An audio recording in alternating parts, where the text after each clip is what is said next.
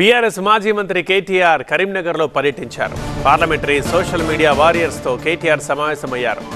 Assembly ఎన్నికల్లో చేదు ఫలితాన్ని చవిచూపి అధికారానికి దూరం చేసిన పార్లమెంట్ ఎన్నికల్లో అత్యధిక స్థానాలు సాధించి ప్రజల్లో తమ పట్ల ఆదరణ చెదరలేదని నిరూపించుకోవడానికి బీఆర్ఎస్ పార్టీ సిద్ధమవుతోందన్నారు.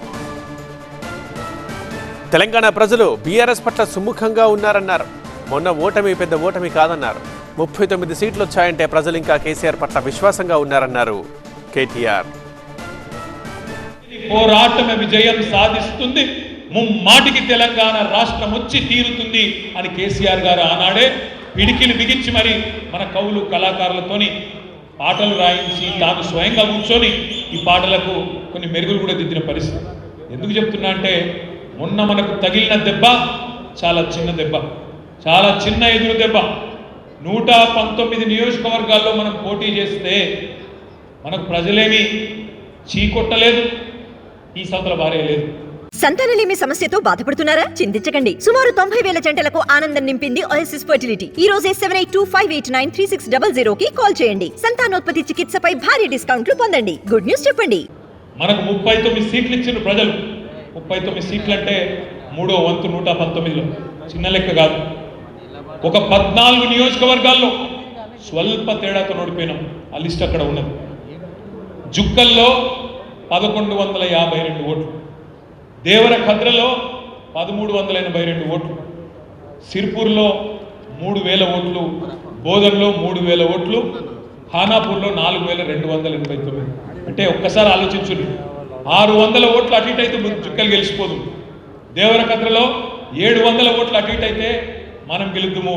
1500 ఓట్లతో సిర్పూర్ పోయింది. బోధన ఒక 1500తోని, 2200 ఓట్లతో ఖానాపూరు, 5000 ఓట్లతో 3 సీట్లు పోయినాయి. నాగర్ కర్నూలు, కల్వకుర్తి, నారాయణఖేడ్ 6000 ఓట్లతో 3 సీట్లు పోయినాయి. ఆదిలాబాద్, తాండూరు, కామారెడ్డి 3 సీట్లు 7000 ఓట్లతో పోయినాయి.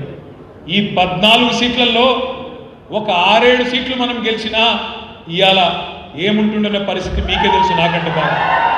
కాబట్టి మనకు జరిగిందేదో పెద్ద గొప్ప ఊహించలేని బాధపడి ఇంట్లో వండుకునేంత దరిద్రమైన ఓటమేం కాదు. అంత దూరం ఎందుకు, మన కరీంనగర్ సంగతే తీసుకుందాం. ఉమ్మడి కరీంనగర్ జిల్లాలో ఎవరెవరు ఎట్లా గెలిచిందో ఒక్కసారి ఆలోచన చేయండి. పక్కనే ఉంటుంది ధర్మపురి నియోజకవర్గం. అక్కడ ధర్మపురిలో మన కొప్పుల ఈశ్వర్ మంత్రి గారు వారు ఓడిపోయినారు. ఎందుకు ఓడిపోయినారు, ఎట్లా ఓడిపోయినారు? మా తమ్ముడు జమీల్ గారు, ఎక్కడున్నాడు జమీల్? జమీల్ బైక్ ఆయన కొత్తపల్లికి జమీల్ బయట ఉన్నాడు. జమీల్ ఒక మాట అన్నాడు కరీంనగర్ పార్లమెంట్ సమీక్షా సమావేశంలో. ఒక మాట అన్నాడు, అన్నా భారతదేశం భావోద్వేగాల మీద ఓటేస్తుందన్నా అన్నాడు. భారతదేశము భావోద్వేగాల మీద ఓటేస్తుందన్నా, ఇమోషన్ మీద నడుస్తుందన్నా అన్నాడు. అంటే ఏంది ఆయన ఉద్దేశం? మన దేశంలో కొద్దిగా ఇమోషనల్ దేశము, ప్రజలు ఉద్వేగాన్ని, భావాన్ని, బాధను పంచుకుంటారు అన్నాడు. గదే జరిగింది కరీంనగర్ ఉమ్మడి జిల్లాలో.